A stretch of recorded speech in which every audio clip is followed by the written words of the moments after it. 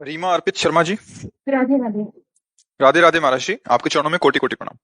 महाराज जी, कभी कभी हम लाइफ में ऐसी गलतियां कर जाते हैं जिसका हमें माफी नहीं मिल पाती। क्या पूरी जिंदगी उस एक गलती का पश्चाताप करने पर भी वो नहीं, कोई ऐसी गलती नहीं जो माफ ना हो जाए। ये तो पहले भ्रम हटा दो।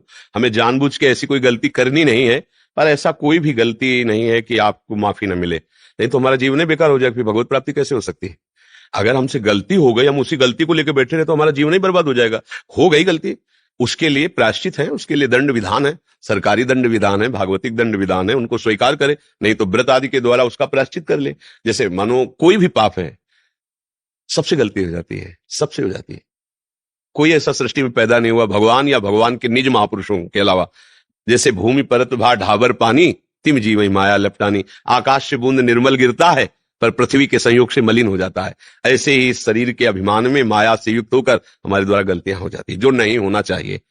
पर ऐसा नहीं कि गलती हो गई तो अब हमारी उन्नति ही नहीं हो सकती, अब हम भगवान को प्राप्त नहीं कर सकते। नहीं, भगवान के श्रीमुख के वचन है, अपिचेत सुदुराचारो भजते माम अनन्य भाग साधुरीव समंतव्या सम्यक व्यवसिता। ऐसा सु कहते हैं बड़े सुंदर ढंग से, सांगोपांग दुराचार करने वाला हो। सांगोपांग मतलब कुछ कसर नहीं रखा, सब कुछ करने वाला, घोर दुराचारी।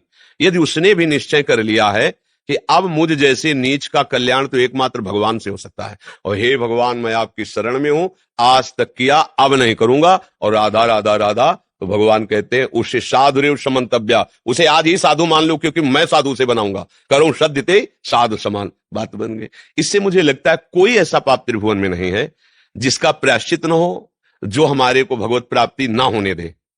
बात पक्की समझ लो। अब ये भाव लेकर आप करो तो फिर भोगोगे।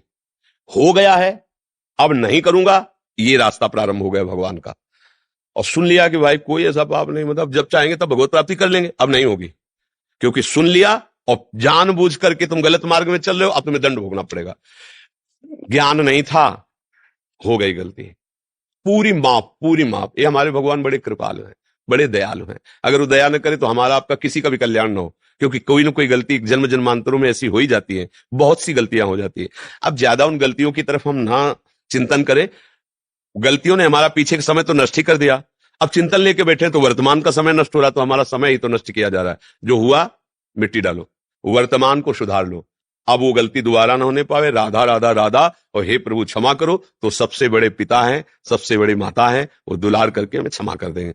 जैसे अपने बच्चे से कोई गलती हो जाए तो माता पिता इतना हृदय में रखते हैं कि चाहे कुछ भी बेचना पड़े हम तुम्हें बचाएंगे, नहीं रहते?